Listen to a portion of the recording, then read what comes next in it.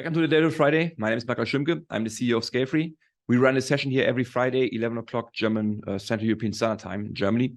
And to allow you, the audience, to ask questions about data vaults, any data-driven applications, cloud computing, MVP, that kind of stuff, all good stuff, all good questions. And you can use the chat here in the client. You can use the Q&A function in the client.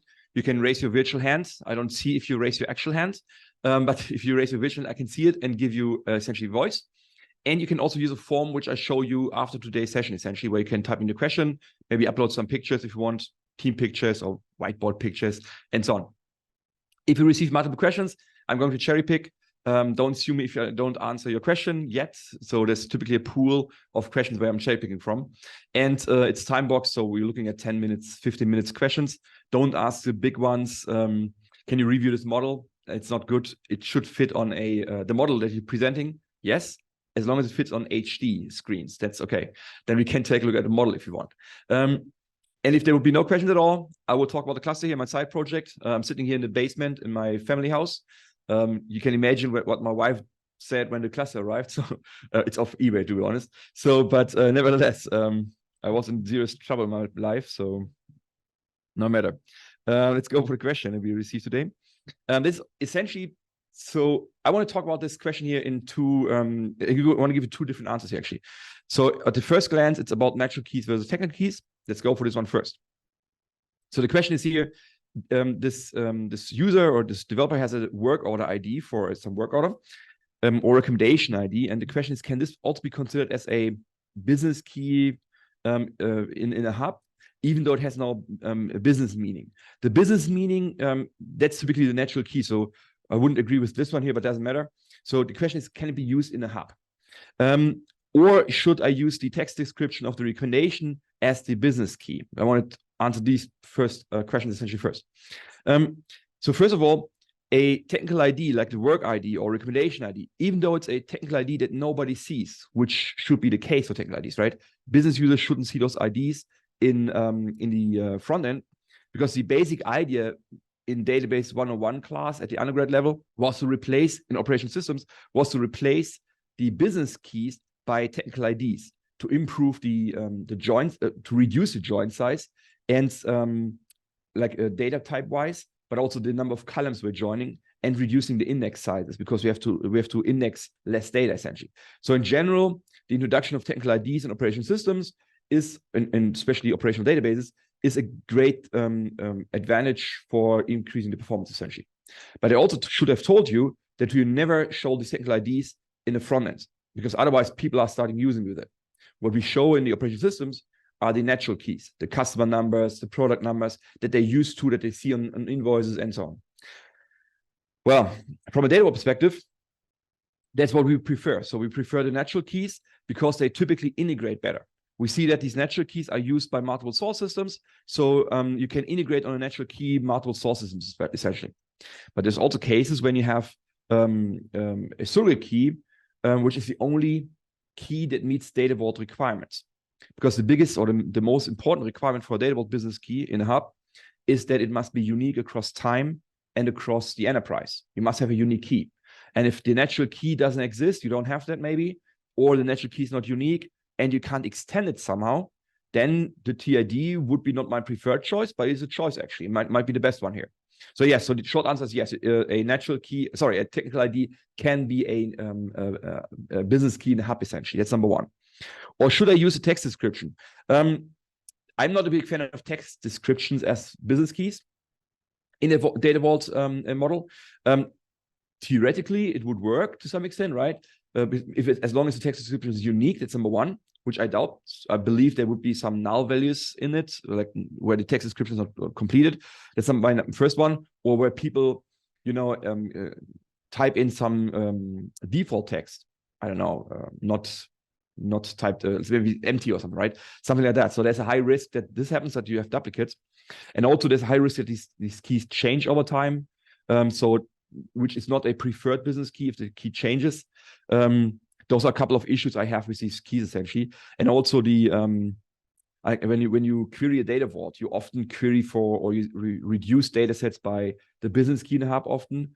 or filter for those, partition by those. So it's not I wouldn't use it, to be honest. Not a real descriptive field.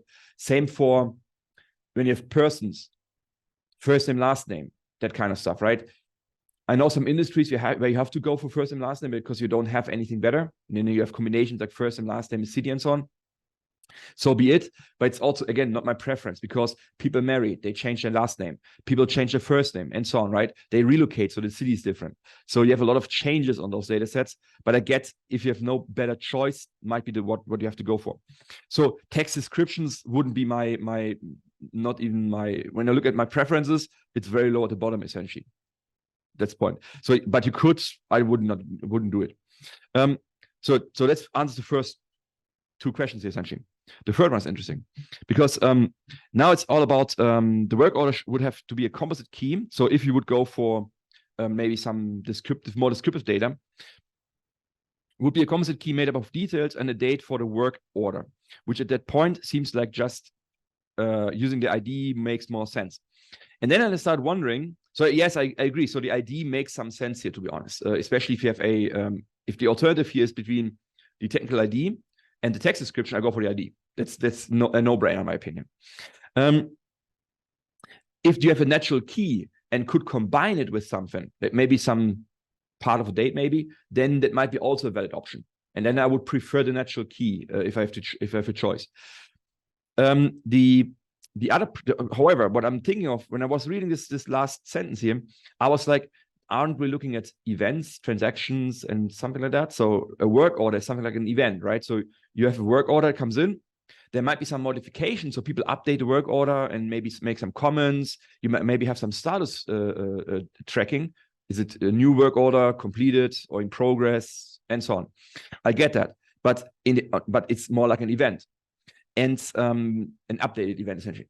So for events and transactions, messages, we have a certain entity type, the link entity, the non-historized link entity. It sounds weird because it's non-historized, but think about this. First of all, in Data Vault, everything is insert only, so we never update something here, right? And it's called non-historized because when you look at master data gets updated all the time, just like your work order. But then you have the events. They are like essentially a flow of events going through some system or your system, whatever. So, and work orders are could be both, right? But why don't you just create a non-historized link for the work order? We often see there a composite key of an alternate key of the hub references, what the work order references, let's say the user, maybe the person who works on it, the employee, and so on. And we see some additional element, like a transaction ID, for example. Or in the book, we use the flight date, because when you have a flight that's being executed by a carrier with a flight number on a given day, in origin airport and destination airport, the flight number is being reused every day. So we add as an additional element, because of these repeating patterns, we add the flight date essentially to the alternate key of the non-historized link. Same here. What about just creating a link structure, but then you have the repeating patterns? A user is creating multiple work items, and then you have the same employee in a small startup performing on those, right? So there's typical repeating pattern, and yeah, and then you just extend it by maybe some date, the date of the work, for example, or the work order ID or recommendation ID, because it's unique anyway, right? So you could use that one. So not creating a hub for work order ID, just creating a non-historized link where you reference the hubs that you have and which are involved in the work order, and then add the work order ID as the transaction ID to the non-historized link. And that gives you the granularity of the work orders. And then if the changes affect the descriptive data in the satellite, you just create a standard satellite and attach it to the non-historized link. Or if you have changes affecting the hub references, maybe the user gets updated in the system as well, or the employee gets updated, you want to keep track of those changes as well. And even a non-historized link can track changes. By what we do is typically we use technical counter transactions. We introduce records where we counter the previous fact and insert the new fact, essentially, roughly. And that's the design, how we capture changes in a non-historized link as well. That's a longer story, maybe for a follow-up question. So if you want to ask a question like this, go for sfr.ee/dbfriday. So if the follow-up question would be, how do you implement counter transactions in an anonymous link? I believe we discussed this already. So check out the YouTube channel for this. Search for Scalefree.com on YouTube, and you find the channel here where we've put the recordings, the good ones, on YouTube. And I believe it's there. Otherwise, we discuss it next week. And I also want to mention that we have additional webinars on Warescape and DBT. That's once a month by consultants from Scalefree. So check out scalefree.to/webinars. That's where you can register for those webinars as well. And last but not least, check out the Data Vault Innovators community that we set up essentially with Ignition in Australia. And it's where we essentially get active. We are active already there, answering questions in the forums, in the community. We have recordings on questions, similar model like this one here, where we answer community questions essentially, and so on. So there's also more and more content is getting moved over there essentially. So check out this one as well. It's sign up for free. It's free. There's no charge on this one. It's just our place for the community essentially. All right, cool. Thanks for joining today. Good question. And hope to see you next week, Friday, 11 o'clock Central European Standard Time. Enjoy the rest of your week and the weekend essentially. And thanks for joining. Thank you guys. Thanks for joining today. If you'd like to discuss this further, give us a call on the number below here, and we're happy to discuss this with you.